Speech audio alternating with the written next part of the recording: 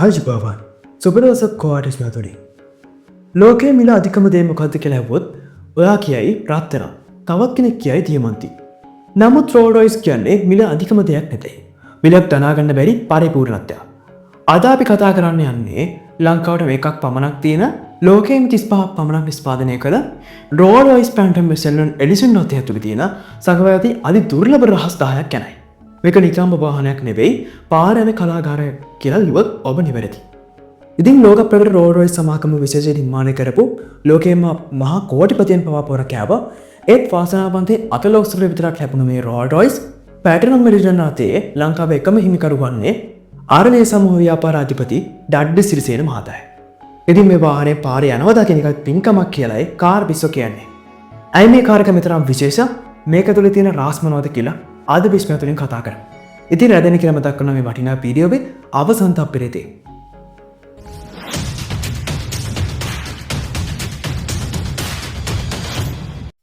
අංක 1 සියබසක අභිමානය. මේක නිකම්ම ෆැක්ටරි එකකින් එළියට ආපු තවත් වාහනයක් නෙවෙයි. 1940 පටන් ගත්ත රෝල්ස් රොයිස් සමාගම හරියටම අවුරුදු 100ක් පිරුණු 2014 අවුරුද්දේදී එක සියබසක අභිමාන ලෝකෙට පෙන්වන්න නිර්මාණය කරපු විශේෂ සියපටනයක් මේක. මුළු ලෝකෙම මේ මාදිලේ කාර් නිෂ්පාදනය කළේ 35ක් වගේ ඉතාම සුළු ප්‍රමාණයක් විතරයි. ඒ කියන්නේ මේ වාහනයක් ඇස් දෙකට දකින්නවා කියන්නේ එක්තරා විදිහේ භාග්‍යයක්. අංක 2 රතු පාට බැජ් එකේ රහස. සාමාන්‍යයෙන් රෝල්ස් රොයිස් කාර් එකේ ඉස්සරහා තියෙන RR ලාංඡනය තියෙන කළු පාටේ. හැබැයි මේ කාර් එක දිහා හොඳට බලන්න ඒකේ ලාංඡන තියෙන රතු පාටේ. සමාගම් පටන් ගත්ත මුල් කාලේ ඒ කියන්නේ 1940 සිට 1930 දක්වා හෙන්රි රොයිස් සහ චාල්ස් රොයිස් පාවිච්චි කරපු ඒ රතු පාට ලාංඡනය ආයම් පාරක් පාවිච්චි කළේ මේ කාර් 35 විතරයි.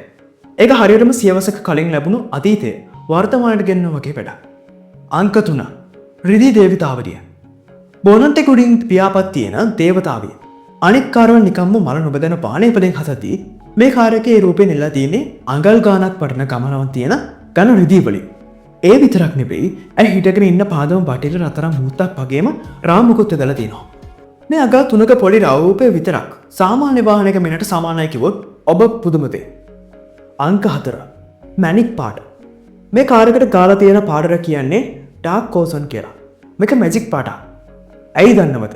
මේක රැට බලද්දි තනිකරම කළු පාටට පෙන්වනට දවල්ට ඉරේදී වැටෙනවා තද නිල් පාටක් වගේ දිලිසෙනවා.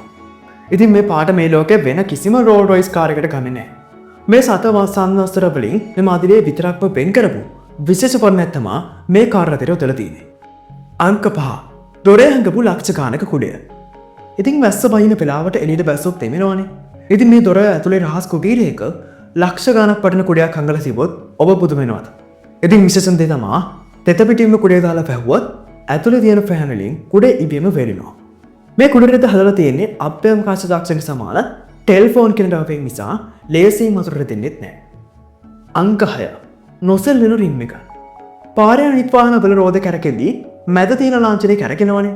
හැබැයි මේක පැයට කිලෝමීටර් 200ක වේගයෙන් ගියත් රෝද වල මැද තියෙන RR ලකුණ කැරකෙන්නේ නැහැ. ඒක හැමදෙස්සම කෙලින්ම අභිමානෝත්තියට තමයි තියෙන්නේ. මොන වේගෙන් ගියත් මොන ප්‍රශ්නියාවක් තමන්ගේ තත්ත්වය පහළට දාගන්න නැහැ කියන එක තමයි ඒයින් සංකේතවත් වන්නේ. අංක 7 පහවෙන කාපට්. මේක යද්දි පාරේ බලවල් තියෙනවා කියලා කිව්වත් අපිට දැනෙන්නේ නැහැ. රෝල්ස් රොයිස් සමාගම මේකට කියන්නේ මැජික් කාපට් එකක් උඩ යනවා වගේ දැක්වීමක් කියලා. ඉතින් වාහනේ තියෙන සංවේදක සෙන්සර් වලින් පව තමන්ගේ පාරේ තත්ත්වය හඳුනාගෙන තප්පරයෙන් පංගුවක් ඇතුළේ පෝස් ඇසෝබර්ස් සහ ඉවෙම ඇඩ්ජස්ට් වෙලා ගැස්සීම් ඇති කරනවා. හරියටම බලාකුළ කුඩේනවා වගේ තමයි මේකේ මේ තාක්ෂණය උදාගෙන තියෙන්නේ. අංක 8 සද්ද නැ ඔරලෝසුව විතරයි. මේක තියෙන අශ්වබල 100 ගණනක් තියෙන ජෝද 6.75කින් වගේ එන්ජින් ධාරිතාවෙන් හිතුව එන්ජිමක්. හැබැයි පුදුම හිතෙන දේ තමයි මේක ස්ටාර්ට් කරාද කියලාව එළියට එන්නේ නැහැ. ඔවුන්ගේ ප්‍රසිද්ධ කීමනක් තියෙනවා පැයට කිලෝමීටර් 100ක වේගයෙන් යති උනත් කාර් එක ඇතුළේ ඇහෙන්නේ ඩෑෂ්බෝඩ් එකේ තියෙන ඔරලෝසුව ටික් ටික් සද්ද විතරයි කියලා. එතරම් නිශ්ශබ්දතාවයක් සාමකාමී ගමනක් මේ කියන්න පුළුවන්. අංක 9 අතින් හදපු ලීපැඩ. මේක ඇතුලේ තියෙන ලීපැඩ හදන්න නම් තියෙන්නේ ලෝකේ තියෙන දුර්ලභ ගස් වලින් විතර. ඉතින් මැෂින් වලින් නෙවෙයි දක්ෂම වඩුකාර මේකෙන් තමයි අතින් තමයි මේව නිපද වෙන්නේ. ඒකේ සාමාන්‍ය රටා එන විදිය හදලා තියෙන්නේ කාර්යයක් එක හදලා ඉවර කරන්න වෘත්තීන් නැත්තු ගලන් 60ක් වගේ ප්‍රමාණයක් යොදලා තියෙනවා.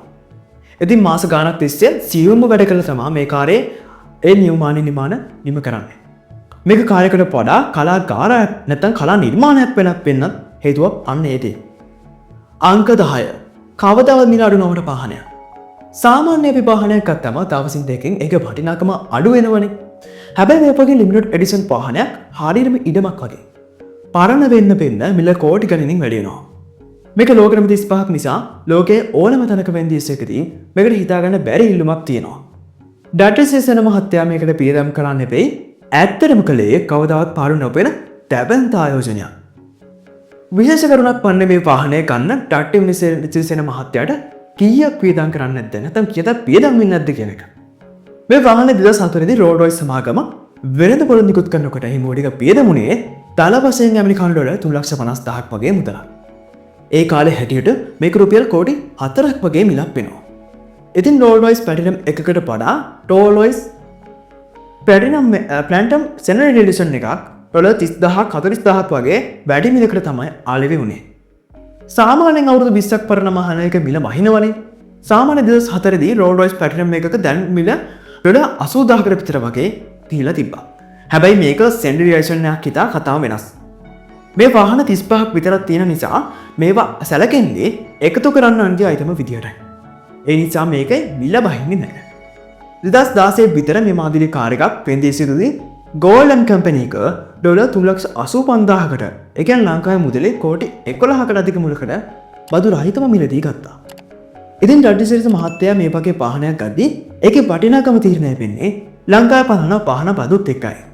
ඉතින් මේක එන්ජින් ධාරිතාව පිළිතුර 6.7ක් වගේ ඉතා විශාල එකක් ඒ නිසා ලංකාවේ බදුපතිවල අනුව මේක එන්ජින් ධාරිතාවය තියෙන වාහනයකට මේ වගේ වටිනාකමක් තියෙන වාහනයකට 300 සිට 400ක් විතර බදු ගන්නවා. ඒ කියන්නේ වාහනේ වටිනාකම කෝටි 10ක් නම් බදු විතරක් කෝටි 30ක් 40ක් වෙන්න පුළුවන්. ඒ අනුව දර වශයෙන් ගණන් හැදුවොත් මෙවැනි වාහනයක් අද ලංකාවට ගෙනලා බදු ගෙවලා පාරට දානකොට ඒ වටිනාකම කීයද කියලා ඔයා නිකන් ගණන් හදලා බලන්නකෝ. මොකද මේක නිකම්ම පාහනයක් නෙවෙයි පාරේන කලාකාරයක්. මේ වගේ පාහනයක් පාරේ යනවද? ඔයා දැකලා තියෙනවද? හැමදාම අලුත් දේ ගැන දැනගන්න බිස්නෝ YouTube නාලිකාව subscribe කරන්න අමතක කරන්න එපා. ඉතින් මේ වතරින් ඔයා කලින් දැනන් හිටපු කරන මොනවද? අපි දැන් ඔත් දන්න දේවල් තියෙනවා නම් යටින් කමෙන්ට් එකක් දාන්න. තව නොදැන කෙනෙක් මේ වටිනා වීඩියෝ එක ෂෙයා කරන්න අමතක කරන්න එපා. අපි අදට ගිහින් එන්නම් බිස්නෝ තුලින්.